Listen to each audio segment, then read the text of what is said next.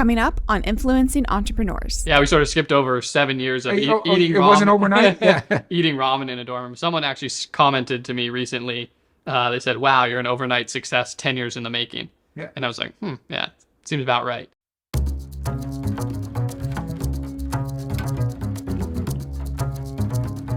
This season of Influencing Entrepreneurs is brought to you by the Entrepreneurs Organization of Charlotte and Spherical Media. After years of teaching entrepreneurship and consulting business owners, I realized that true knowledge comes from the wins and losses of those entrepreneurs. These are the stories of those business leaders. I'm Cassmer Ward, and this is Influencing Entrepreneurs. Well, today we're here with Jordan Schindler with Nufabrx, and it's odd, but your story really starts with a pillowcase. Yeah, it certainly does. And I look around and there's some pillows here, so it makes me feel right at home. So, and the pillowcase incident started in college? Yeah, I was at the University of Washington, junior in college, and suffered from bad skin, and learned about the link between your pillowcase and bad skin. And so as you sleep, dirt and oil builds up on your pillowcase, clogging your pores, and ultimately went to the dermatologist and was recommended to wash my pillowcase 2 to 3 times per week, which, as you can imagine, as a college-age male, was not going to happen. Right. I was going to say that's what, every 2 months maybe? Yeah. We're 10 years later. It's still not going to happen. But that's what got me thinking about how do you get a benefit from a garment or fabric, something that contacts your skin all day, every day. And so that's really the foundation for Nufabrx in this healthwear category that we've created. I really want to talk about the product, which really is just injecting medication into fabrics. But before you get there, that's the general idea of a college student.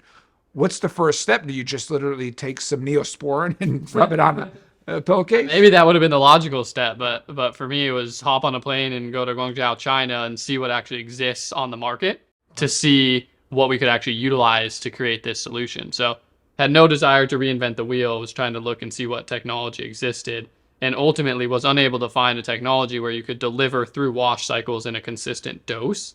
And then from there, I actually had to set out and figure out how to do this on our own. So started researching patents, eventually got introduced to a PhD MIT drug delivery scientist, and that's really what sparked the journey. But even that, we really just fast forwarded so long.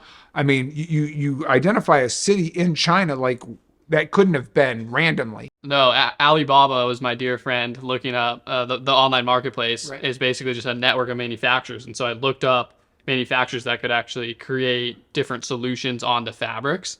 And even further than that, actually, they had the ability to manufacture, but they didn't have the technical expertise. Okay. So I actually started researching and found someone based in Pakistan who had that expertise. And so somehow got into the coordination of his visa to China and vice versa to actually try to create the first iteration of these products. So how long does a trip like that take? I mean, It probably took to coordinate at least a couple months, and then was there actually for a week. I showed up and sort of naive college student, just assumed that they were going to speak English. And it turns out it had all been Google Translate. Okay. So I showed up at the train station and we both sort of stared at each other. No one spoke each other's language, and then spent the preceding week on Google Translate on my phone trying to communicate. So you come back from that, probably a little defeated, just probably not making the strides you wanted to. Do you give up? No, I mean, I definitely am very persevering in terms of my mentality. So I had a problem that I was going to solve one way or the other. So to me, that was, all right, this is not necessarily the right way to go. What can I learn from that, and how do I evolve?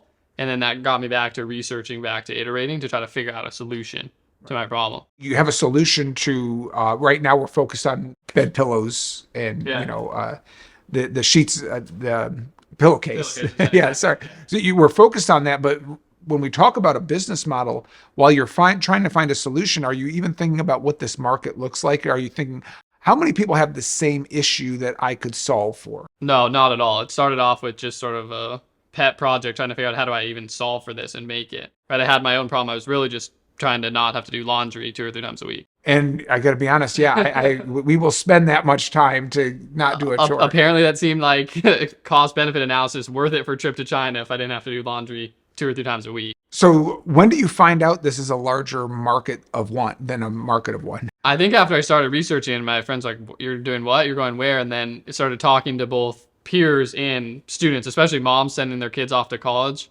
Like one of the things that they do is just send a new pillowcase. They actually have them as part of these new student kits where you can send pillowcases and bedding to students, because clearly it's a problem that a lot of students should have. So You come back a little bit defeated, but you're going to solve this problem. What ends up being the next step?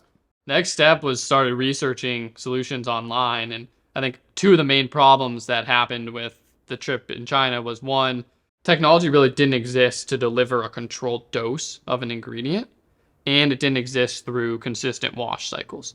So for me, if I was going to deliver the same dose as a topical acne medication, you actually have to be able to do that consistently through wash cycles. Otherwise, it's no better than rubbing a cream on your face. Right. And so then that started the thought process of, how do I turn this negative into a positive? And just jumped online, started doing research on patents and figuring out who was potentially in the space doing something similar that I could learn from. You're not doing pillowcases now. That's not the focus. It's just medicated material. Yeah, so it's evolved and pivoted, but our technology now is all about simplifying health and wellness. And so it's this idea that instead of having to take a pill or use a cream or a patch, what if you could just get dressed in the morning? Right. And so our core technology enables controlled delivery of vitamins, supplements, medications through your clothing, and that's effective through 15 plus wash cycles. So we've developed this platform technology that allows us to embed a wide variety of different ingredients into garments. So what type of medications? Is it for allergies? Is it for chronic pain? Yeah, you name it. So I'll give you a good example. Next time you're in your local CVS or Walgreens or local pharmacy, there's this whole category of products: your knee sleeves, your arm sleeves, kinesiology tape, finger splints, Band-Aids, right? It's all for pain relief, but yet none of it actually has a pain reliever in it. And so that was really the first category that we went after. So we created a line of socks, knee sleeves, arm sleeves, braces that actually have a topical analgesic built into it. So like an Icy Hot or BioFreeze actually built into the sleeve itself. So that was our first product that we've taken nationwide to a number of retail channels. And then from there, we expanded into the maternity segment. So one of our head of sales, his wife was pregnant, and she was commenting on having to rub shea butter all over her belly repeatedly. She said, why can't you just put this into a belly band? So sort of an aha moment of, okay, why can't we? And so our next product line actually became a maternity line of belly bands, shapewear, leggings with shea butter to prevent stretch marks. And so that was really our next product iteration. So the technology of just getting medication into fabrics comes along. Is every medication different? Does it require a different type of fabric? It doesn't require a different type of fabric, but it requires a different type of dose. So the analogy we use is like pixels on a screen. With that precision, you can pinpoint where each yarn goes in the garment. So like in the case of a sock, you might only want pain relief in your ankle or in your toes, right? And you can be very prescriptive over where it goes in the garment. So you might want more dose or less dose, right? You could have a high dose version or a low dose depending on how much yarn goes into the garment. And then also depending on how much of the active ingredient is actually loaded into the yarn, whether it's a nylon, cotton, polyester. So how long in between, you mentioned your first nationwide product was a series of elbow and ankle bands. Yeah, sleeves, yeah.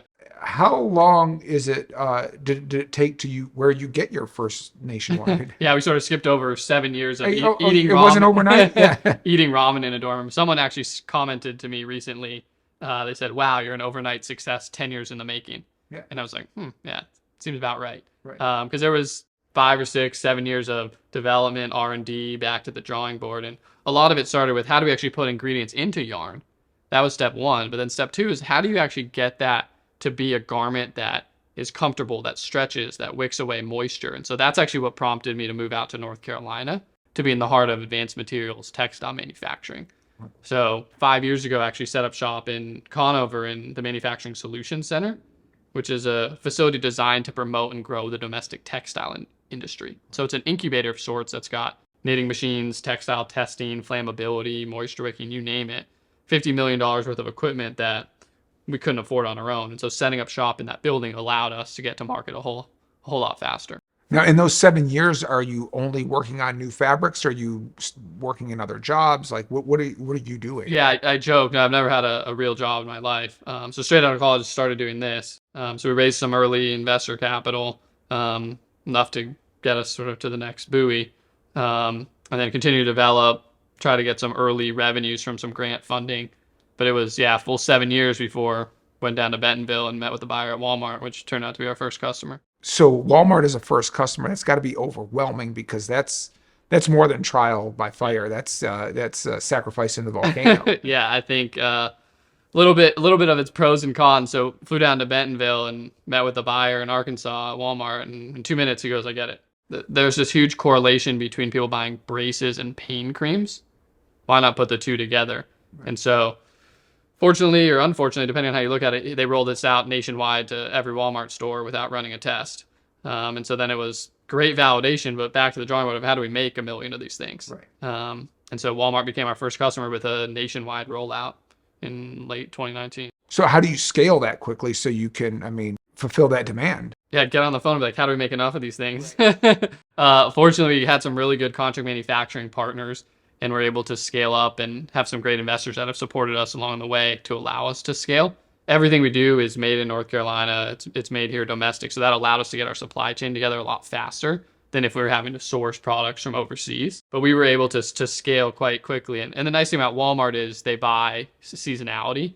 And so they might tell you they're going to purchase products in June, but they might reset in March. And so you really have a 6 to 9 month cushion to really scale up and build the business. And so from that, we were able to get our supply chain in check. And I think today we have not missed a single shipment yet. So that's a credit to our operations team. Are you able to meet your margins with Walmart and be able to develop a model just with them being your first and biggest customer? Surprisingly, you hear pros and cons of working with Walmart, but we have 50% plus margins at Walmart, and that's all made in America. And the product's still priced at under $19.99. So we really wanted to price it at the cost between someone having to buy a sleeve plus icy hot, which is typically the consumer behavior pattern. And so in this case, you don't have to buy both of those products. You buy one, better value, and it lasts for 6 months plus. Influencing Entrepreneurs is brought to you by the Entrepreneurs Organization of Charlotte and Spherical Media. Thanks for watching. Be sure to subscribe to our YouTube channel at youtube.com/Nexagy Education or visit CassmerWard.com to catch up on previous episodes.